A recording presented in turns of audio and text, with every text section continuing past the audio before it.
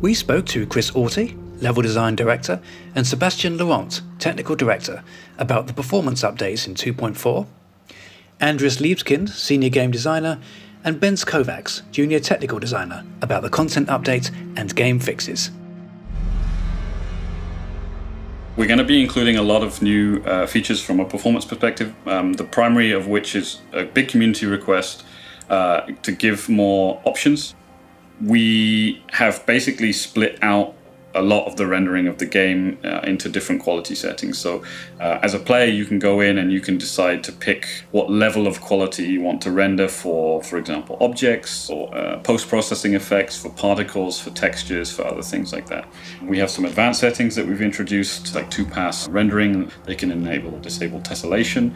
And in addition to that, we've also provided things like a VRAM counter in the menu so people can see a little bit of information about how much video memory they're currently consuming.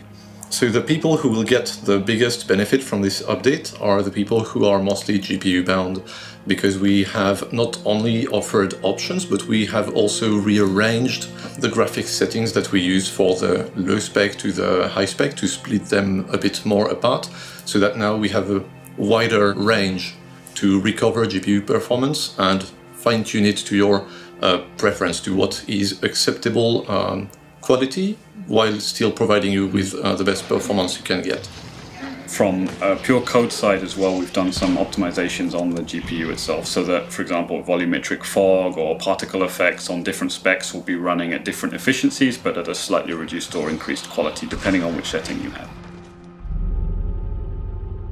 One of the main features coming for Update 2.4 is resolution scaling that we have introduced originally in Rise, actually. So it's not something that people might not know of. The principle is actually fairly simple. It's to decouple the display resolution from the rendering resolution. So all of your UI will remain as crisp as you would expect it if you were playing, let's say, in 1080p, but at the same time you can say your rendering will occur at proportion of this resolution to recover GPU performance. For players that have issues with GPU or are struggling with performance from a GPU perspective, this is probably one of the most significant things that they could do to actually, improve that. Our previous performance patch focused specifically on CPU performance on the engine side. So this time we actually focus a bit more on the CPU side, but on the game code side. We have found quite a few improvements to make, so that should benefit everyone across the board. In addition to that, you might see less stalling and frame dips, especially when you go to new compounds and new locations. I know that was a big complaint from players over time. A lot of those should be fixed by these optimizations as well, or at least significantly reduced. So hopefully that everyone will see a benefit from that. The thing with performance is that it's a very complicated problem to solve, especially with PC. You've got so many different hardware configurations, you have so many different possible things, from drivers, from resolution, and the goal with this update was giving players a bit more control themselves over how this performance is being spent. That obviously doesn't mean that we won't continue to do performance updates. We're going to be focus on performance for a long time to come yet. So once this patch is live, give it a shot, take a look at the different settings, just play around with them and see what works best for you. And please keep giving us feedback. We have introduced some improvements to the level loading time, and that comes in 2 steps. One of them is that we've increased the speed at which the server loads, and we have also improved the client loading time. Keep in mind that it doesn't have any effect on matchmaking time, but after you have found a match, then you will notice a substantial improvement for the time it takes you to get into a game. So for 2.4 we introduced 3 new weapons: a pistol, a shotgun and a crossbow. The pistol is the Nagant Officer Carbine. It features a longer barrel and a stock, so it behaves more like a rifle than a pistol. The shotgun is the Spectre Compact Shotgun, which is a version of the regular Spectre. This comes with a foregrip. Also a sawn-off barrel, and it has a wider spread but a shorter range.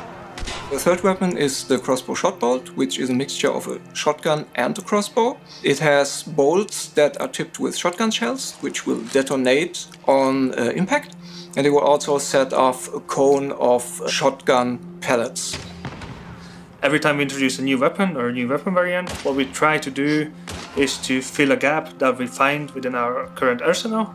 So for example, with the Officer Carbine, what we try to add is an early game weapon. It's a compact ammo weapon.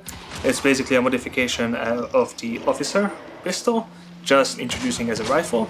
So this is a chance for new players to unlock it early and have a different choice other than the Winfield.